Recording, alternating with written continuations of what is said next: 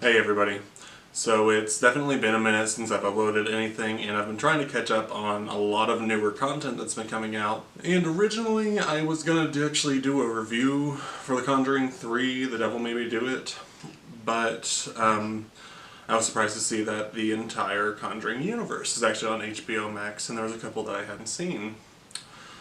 So I decided instead to do something a little bit more fun this time around. While I have done top 10s and 15s and stuff like that, 5s, I have not done a ranking of something specific. So I wanted to do that this time around, and I'm going to be ranking every movie in the Conjuring universe from worst to best. Now the Conjuring universe consists of the Conjuring Trilogy, the Annabelle Trilogy, the Nun, and the Curse of La Llorona. So let's get started. Number 8.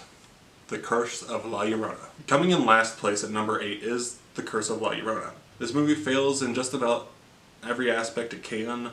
It bases its story/villain off the Spanish urban legend of La Llorona, which can make for a very interesting story considering so many people already know about the legend.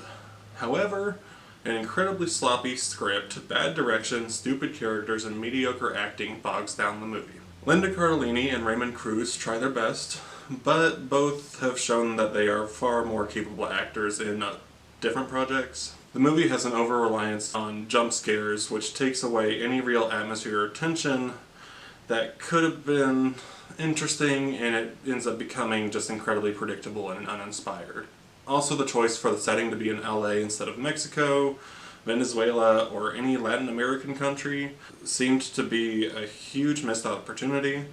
There's also an issue with the Hispanic characters being relegated to smaller roles and having questionable depictions while the lead character is white, making for a story that feels slightly racially insensitive and just uncomfortable in that aspect. But overall, the movie's worst crime is that it is just plain boring, easily making it the worst in the franchise so far. Number 7, The Nun.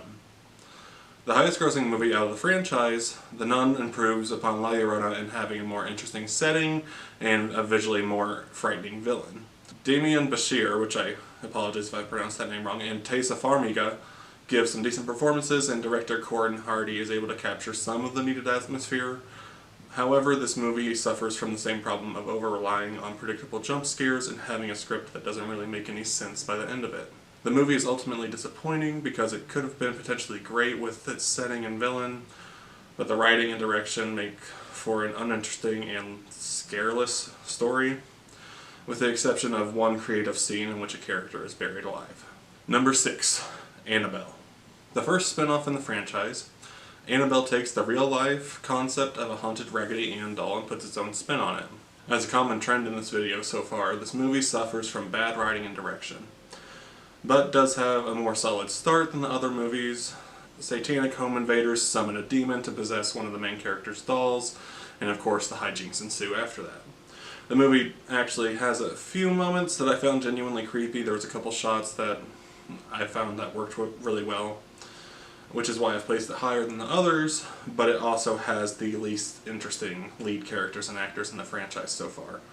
Just plain bland, to be honest. Which is especially noticeable when Alfred Woodard has a minor supporting role and is easily the best performance in the movie by a long shot. The movie has some moments, but its lack of anything else interesting make it the most forgettable entry so far. Number 5, Annabelle Comes Home. We have now left the realm of the bad movies in the franchise and entered the realm of the okay movies.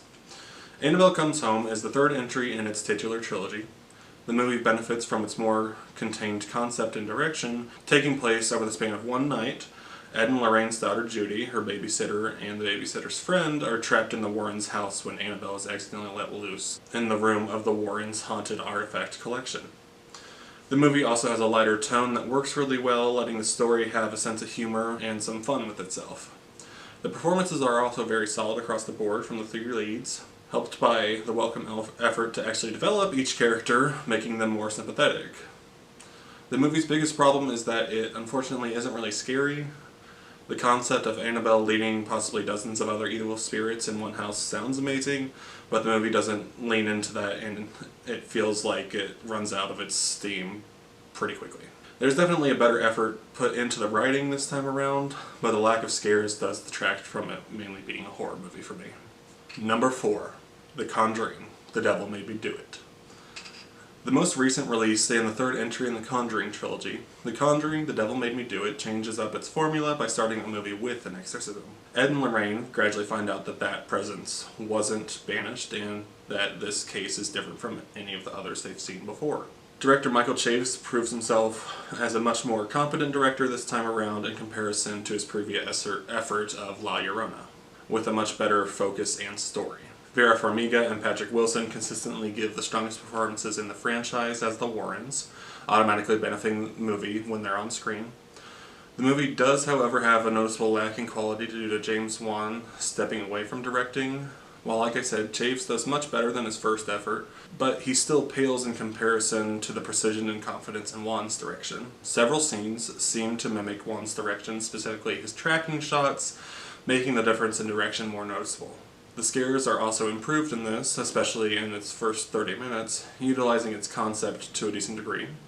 However, the movie still has problems with its story, especially with its third act feeling muddled.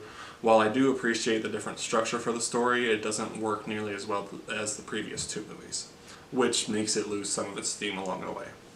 There's also a different approach to who the villain is in this one, which I can see why they went in a different direction, but it moves away from the supernatural / demonic possession aspect so prevalent in the previous two, ultimately making the antagonist feel lackluster in comparison.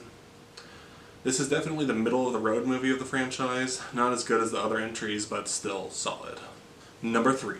Annabelle Creation. The second entry in the Annabelle Trilogy, Annabelle Creation was probably the most surprising out of the franchise so far.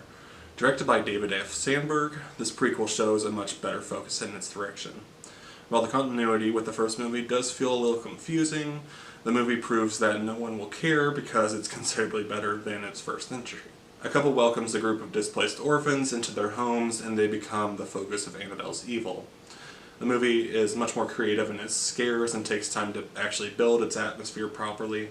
The acting is good across the board, especially from Lulu Wilson. While the direction is vastly improved, there is still a decent amount left to be desired in the writing.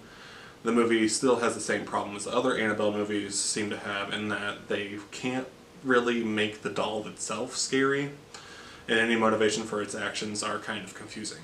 This does end up leaving the third act feeling a little lackluster since we don't really know where the story is going. However, the improved focus on the creativity of the actual scares and atmosphere of the movie helps set it apart from the previous entries. Number 2. The Conjuring. The one that started it all. The Conjuring was the first release in its own movie universe, and there's a good reason that it was able to start its own franchise. This is where we move from the okay/decent movies into the legitimately good movies in this universe. The Conjuring is easily the most well-rounded entry on this list. James Wan's take on the haunted house trope proved to be fresh and scary in its own right. This easily has the strongest third act out of any of the entries. It builds believably from the first 2 acts and has a satisfying, scary climax. One in particular is great at structuring scenes around a scare, but the scare is delivered in a creative enough way that keeps them unpredictable and fresh. Most iconically, the collapse scene in the basement comes to mind when you're expecting a different type of jump scare entirely. Farmiga and Wilson make their first appearance as the Warrens, and are supported by a strong performance from Lily Taylor. While I do think that all around this technically might be the best movie, I did not personally find it to be as scary or entertaining as my number 1 pick. In number 1, The Conjuring 2. The Conjuring 2 is the second installment in the titular trilogy. This one sees the return of James Wan as director, and Farmiga and Wilson as the Warrens taking on a demonic possession case in London. Now, like I said, I do think the first Conjuring is more well-rounded. However, I do think that the first 2 acts of this movie specifically are so much better than any other movie in the franchise that it makes up for its third act. And I mean more the last 20 minutes or so are the weakest part of the movie for me. I thought that the way the reveal happens to start the climax was a little corny, and the climax was a little too over the top for the fairly reserved tone of the horror the rest of the movie had. I do still think, though, that this is the best direction Juan has had in a horror movie. The opening scenes establish the settings with impressive tracking shots, and you get the feeling that his direction is well honed and precise, and that he's very confident in what he's doing. Like I said before, he likes to construct some scenes around scares, and while you know there's probably a scare coming, it's done well enough that it still works. And I found that a majority of the scares worked and were legitimately creepy. I love the setup and story for the movie. The atmosphere is tense and you care about the main family and the main girl, Janet, who is being targeted by the haunting. The movie takes time to actually develop the characters and story, building up really well until, like I said, its last 20 minutes or so. I found this story to be the most engaging out of the franchise, and actually saw this movie twice in theaters when it came out, which is kind of rare for me. Even in the slight letdown of the climax, the movie's conclusion is surprisingly sweet and sentimental, focusing on the Warrens' relationship with each other. And this weirdly upbeat ending note differentiates itself from the rest of the franchise, and most horror movies in general, making for an all-around memorable experience. I still see myself putting this in my own top 10 best horror movies of the last decade. I think it's the scariest entry on the list, and is the one that I want to go back to watch the most.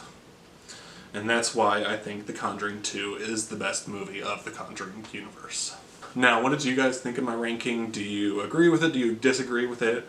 Give me what your rankings would be. Let me know, and I'll be back with another video.